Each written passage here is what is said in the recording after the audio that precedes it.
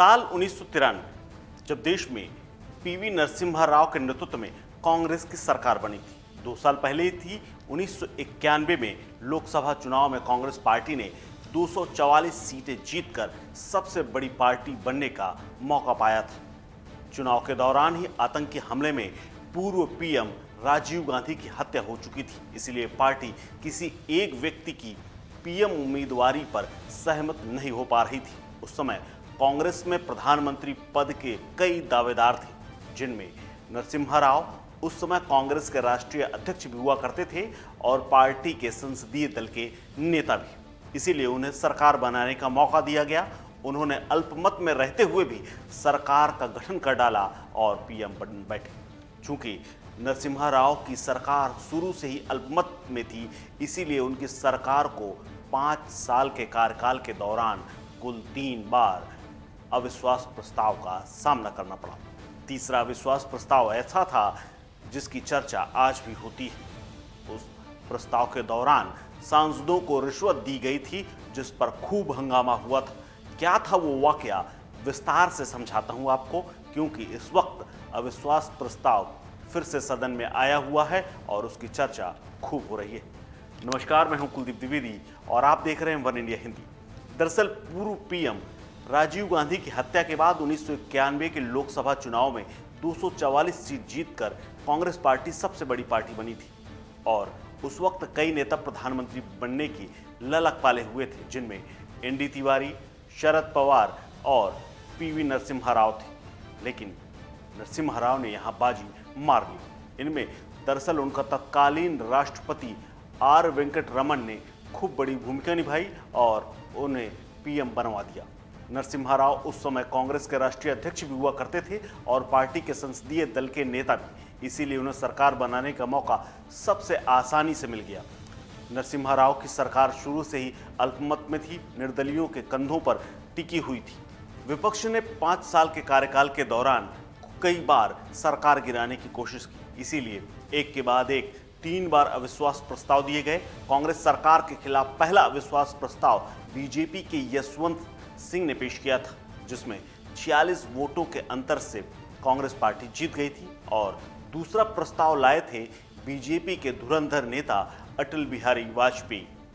उसमें भी राव सरकार ने 14 वोटों के अंतर से मात दे दी थी। लेकिन 1993 में सत्ता के तीसरे वर्ष में कांग्रेस सरकार को तीसरे अविश्वास प्रस्ताव का सामना करना पड़ा, जिसका इतिहास काला है, विवादों से घिरा हुआ है और कोर्ट कचहरी और रिश्वत के तमाम आरोपों में डूबा हुआ है।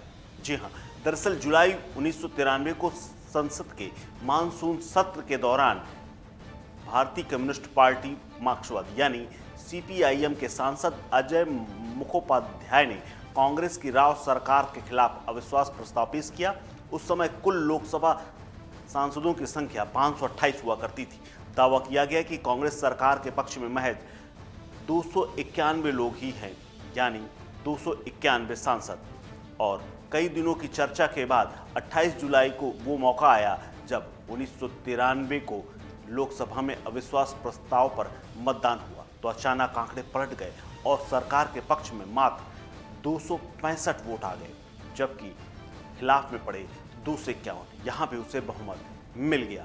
फरवरी आई 1996 में, तब राष्ट्रीय मुक्ति मोर्चा के रविंद्र कुमार ने सीबीआई में एक शिकायत देते हुए बताया कि 1993 में जो तीसरा अविश्वास प्रस्ताव आया था, यानी सरकार के समर्थन में जब लोकसभा में मतदान किया गया था, उस वक्त के प्रधानमंत्री नरसिम्हा राव ने झारखंड मुक्ति मोर्चा यानी जेएमएम के 4 सांसदों सहित कुल 12 सांसदों को करोड़ों रुपए की रिश्वत दी थी और आपराधिक षड्यंत्र रचा था। इस मामले में सीबीआई की जांच की गई थी। सीबीआई ने जांच के बाद अपनी चार्जशीट में इस आरोप को सही पाया था और इस रिश्वत कांड का खुलासा बीजेपी नेता अटल बिहारी वाजपेयी ने भरी संसद में कर डाला था।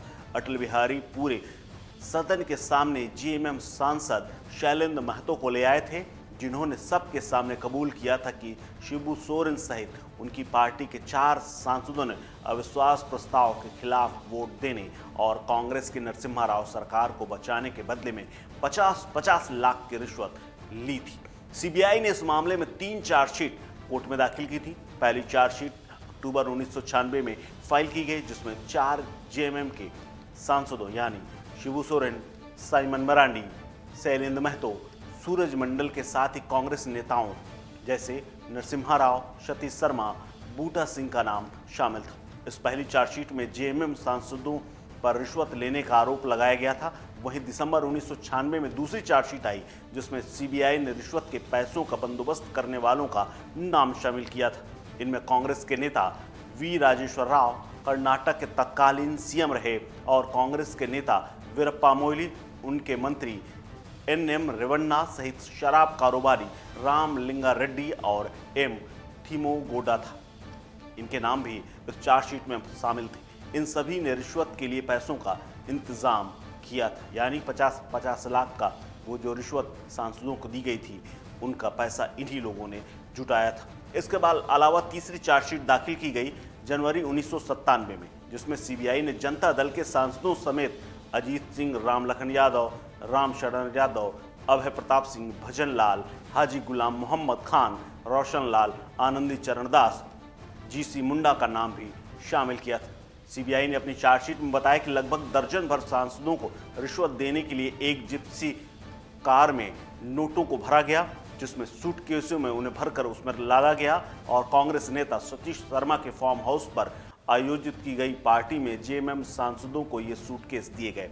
चार्जशीट में यह भी आरोप लगा कि कांग्रेस नेता बूटा सिंह चारों जेएमएम सांसदों को लेकर पीएम नरसिम्हा राव से मिलवाने के लिए पीएम आवास 7 रेसकोर्स गए। इन सांसदों ने रिश्वत के पैसे दिल्ली में ही पंजाब नेशनल बैंक के खाते में जमा कर दिया। ट्रायल कोर्ट ने इन सभी लोगों को दोषी करार देते हुए पूर्व पीएम नरसिम्हा राव समेत अन्य को 3 साल की सजा सुनाई थी, मगर सर्वोच्च न्यायालय ने यह कहते हुए उनकी सजा निरस्त कर दी थी कि भारत के संविधान में अनुच्छेद 105/2 के तहत संसद के किसी भी सदस्य को संसद में दिए गए किसी भी वोट के संबंध में किसी भी कोर्ट में किसी भी कार्रवाई के लिए उत्तरदायी ठहराया नहीं जा सकता। इसके साथ ही सर्वोच्च न्यायालय ने कांग्रेस नेताओं और जेएमएम सांसदों के खिलाफ सभी मामलों को खारिज कर दिया। ये रिश्वत कांड आज भी संसदीय इतिहास का सबसे बड़ा रिश्वत कांड माना जाता है, जिसमें करोड़ों रुपए का लेन देन हुआ था और सांसद खरीदकर सरकार बचाई गई थी। इस खबर में फिलहाल इतना ही। अपडेट्स के लिए बने रहिए वन इंडिया हिंदी के साथ। नमस्कार।